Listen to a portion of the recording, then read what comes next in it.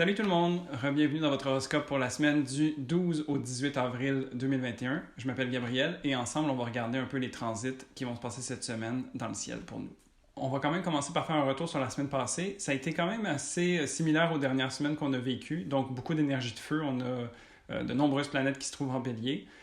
Puis surtout, ça a été le passage enfin dimanche dernier de Mercure qui est venu rejoindre le Soleil Vénus en bélier. Donc, ça a fait du bien, ça a allégé un petit peu les circonstances. La communication est plus directe et plus... on réfléchit un petit peu moins avant de parler, on passe plus à l'action. Donc, vraiment intéressant, puis c'est dans les esprits du printemps, ça fait bouger, ça fait avancer. Pour cette semaine, en général, ça va encore être dans ces énergies-là, donc on va continuer de profiter du printemps. Et puis, il y a tranquillement certaines planètes qui vont commencer à migrer vers le taureau, principalement Vénus qui va être la première à changer de signe. Et puis, on va voir comment ça va évoluer cette semaine.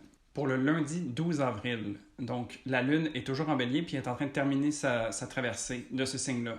Elle s'en va vers le taureau. Elle va changer de signe à peu près en début d'après-midi. Mais avant ça, elle va quand même avoir un carré avec Pluton qui va quand même amener une dose d'intensité. Vraiment, comme le signe du bélier, c'est quand même un signe fougueux qui déjà va à l'aventure puis qui a envie de bouger beaucoup. Donc peut-être qu'à l'intérieur, ça bouge beaucoup parce que la Lune, ça fait toujours écho à notre monde intérieur, à nos émotions, à notre âme. Donc il y a cette intensité-là qui est dans l'air depuis quelques jours. Et puis avec le carré à Pluton, qui est une planète qui intensifie, qui vient mettre l'accent sur des points, peut-être que ça va venir justement faire ressortir une petite pointe d'anxiété ou une petite pointe émotionnelle qu'il va falloir peut-être regarder en face un petit peu. Malgré tout, il va y avoir quand même un passage de la Lune conjoint avec Vénus. Vénus qui est elle aussi en bélier. Elle est en détriment, mais Vénus en bélier, elle sait ce qu'elle veut. Elle aime les plaisirs individuels, elle aime s'affirmer. Donc vraiment, elle est quand même fougueuse pour rester dans l'énergie de ce signe-là. Et puis la Lune, donc, qui va venir être conjoint avec elle, peut-être que suite à ce petit accrochage ou cette petite tension avec Pluton, de venir savoir qu'il y a ce bon mot au cœur-là, qu'on peut se faire plaisir malgré tout, ça va faire du bien, puis ça va nous permettre de transiter tranquillement la journée. Pour le mardi 13 mars, donc la Lune est rendue en taureau. La Lune en taureau, elle est vraiment confortable. C'est son exaltation, donc c'est vraiment là où est-ce que tous les outils qu'elle a besoin, tous ses repères s'y trouvent, et ça lui permet vraiment d'en profiter à fond. Donc c'est les plaisirs matériels, c'est les plaisirs sensuels, c'est les plaisirs de la vie, les plaisirs simples, c'est d'être dehors, c'est de pouvoir aller au rythme des saisons, c'est vraiment comme se mettre au diapason de la vie. C'est ça la Lune en taureau. Et donc elle va en matinée faire une conjonction avec Uranus, qui est également en taureau. Mais Uranus en taureau, elle est vraiment pas à l'aise. C'est où est-ce qu'elle est en chute. Donc Uranus est une planète qui fait bouger les choses. C'est une planète qui vient choquer, qui vient surprendre. Et puis le taureau, c'est ce qu'il déteste le plus, être surpris ou être choqué. Il n'aime pas être déplacé, il aime être fixe. C'est un signe fixe, le taureau. Contrairement à Uranus, qui, elle, a envie que ça change. Donc, ça se peut que, malgré que la Lune soit vraiment à l'aise, il y ait peut-être quelque chose à l'intérieur de nous qui vienne nous brasser la cage un petit peu, qui vienne nous surprendre ou nous générer un inconfort. Donc, peut-être juste porter attention à ça.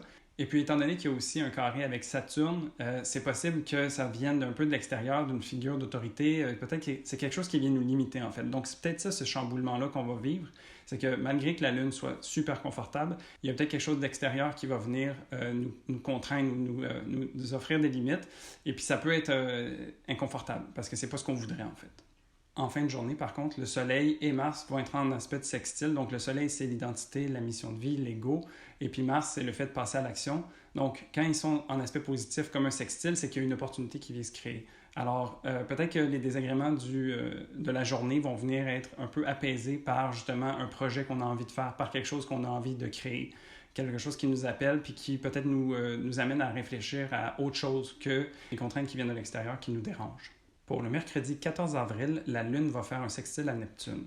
La Lune en taureau, donc, qui est confortable, qui a envie d'être là, va faire un sextile qui crée des opportunités avec Neptune. Neptune qui est une planète un peu plus floue, qui amène un petit peu plus de rêverie, qui est très spirituelle, qui est très intangible.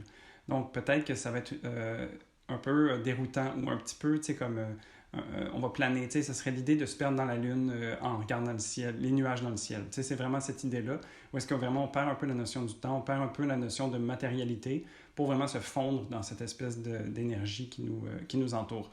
étant donné que la Lune est en Taureau, ben, c'est peut-être cette énergie matérielle ou naturelle qui se trouve autour de nous. Donc, ça serait une super bonne journée pour aller se perdre en nature, par exemple.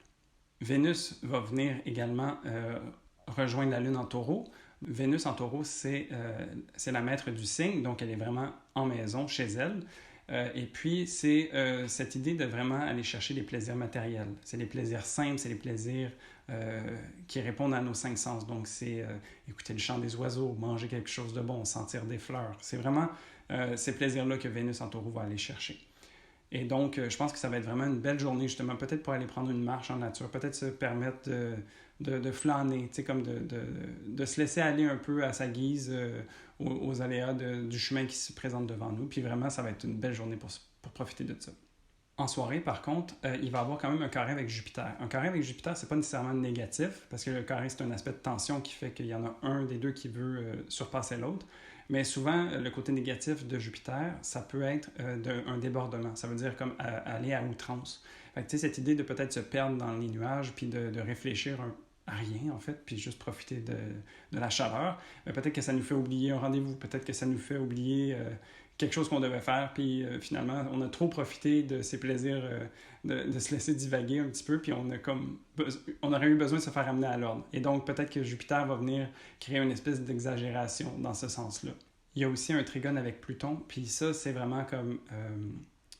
ça peut aussi appeler au débordement, ça peut appeler à amplifier, parce que Jupiter, c'est une planète qui est en expansion, qui fait grossir les choses, puis Pluton, c'est une planète qui focus, qui zoome dessus. Fait qu'il y a cet aspect d'être vu plus gros aussi. Donc, vraiment éviter peut-être les débordements puis s'assurer de peut-être se garder un calendrier ou de se mettre une alarme pour se dire « Ah oui, reviens », parce qu'il y a des choses quand même à faire pour cette journée-là.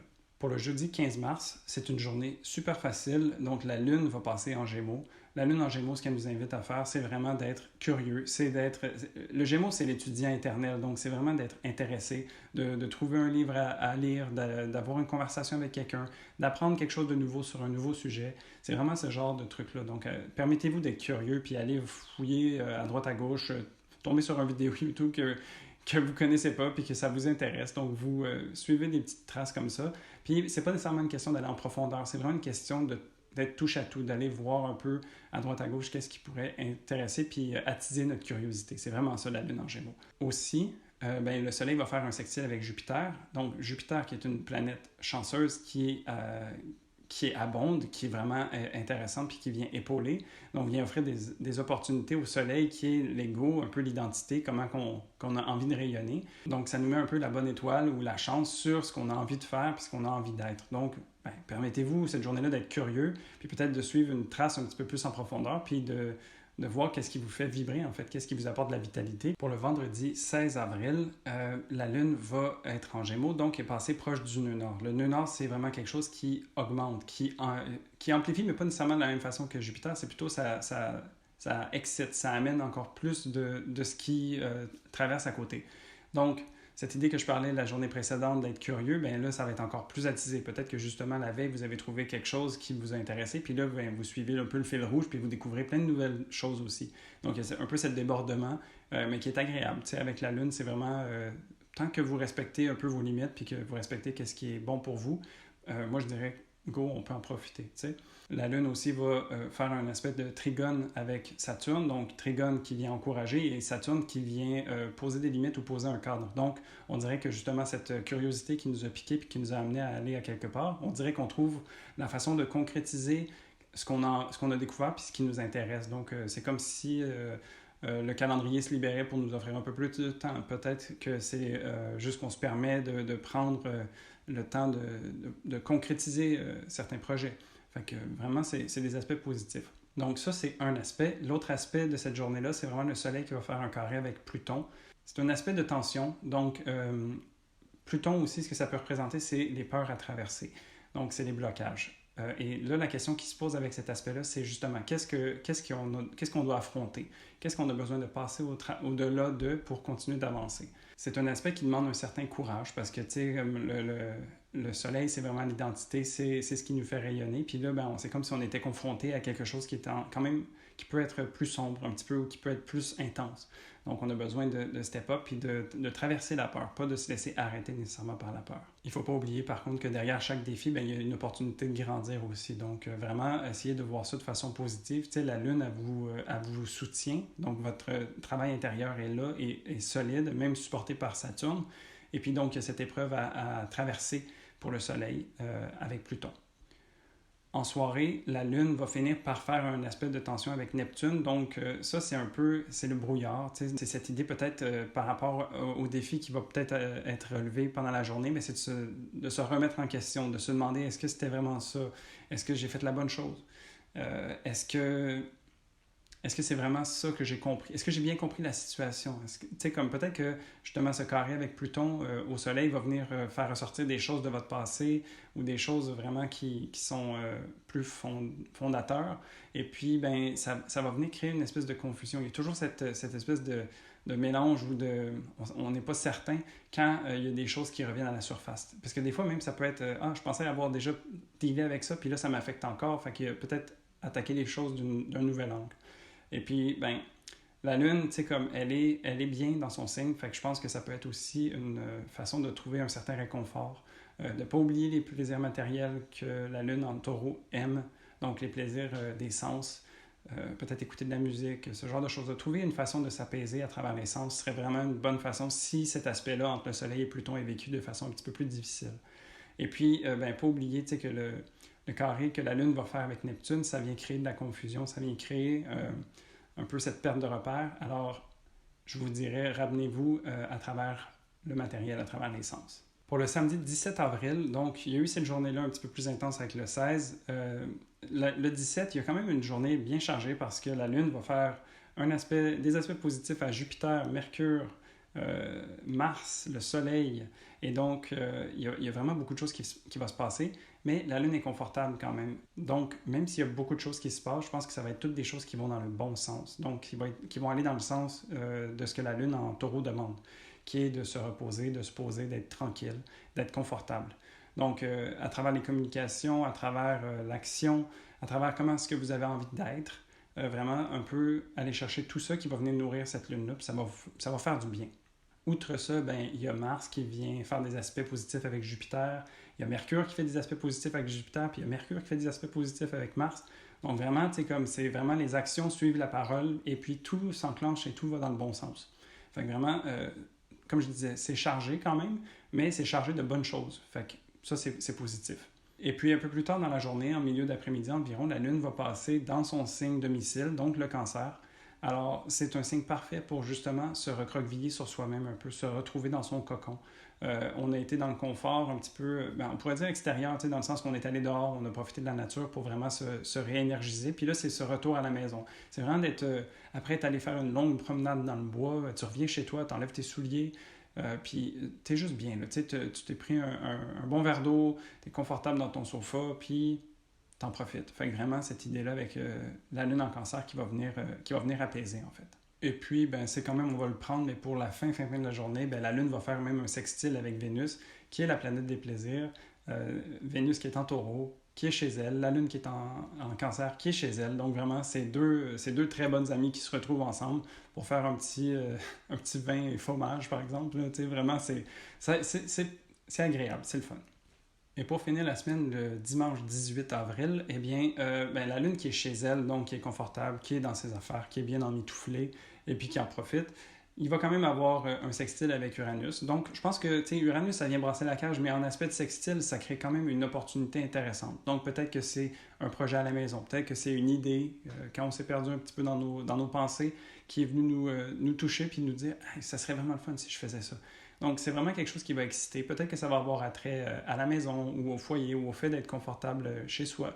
Peut-être que ça va être juste une façon nouvelle de prendre soin de soi aussi.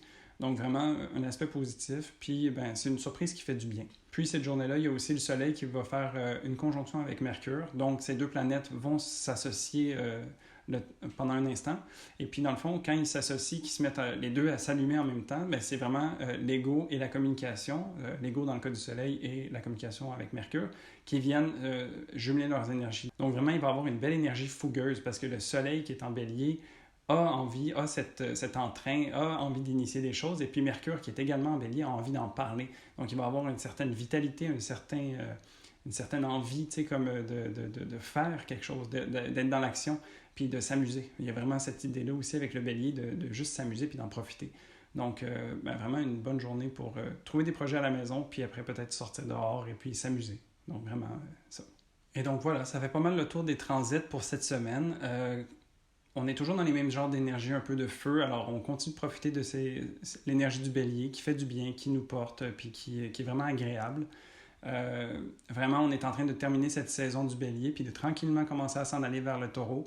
Mais, puis c'est ça, le taureau, c'est vraiment comme une énergie plus calme. Donc, continuez de profiter de cet élan-là pour lancer des idées, lancer des projets.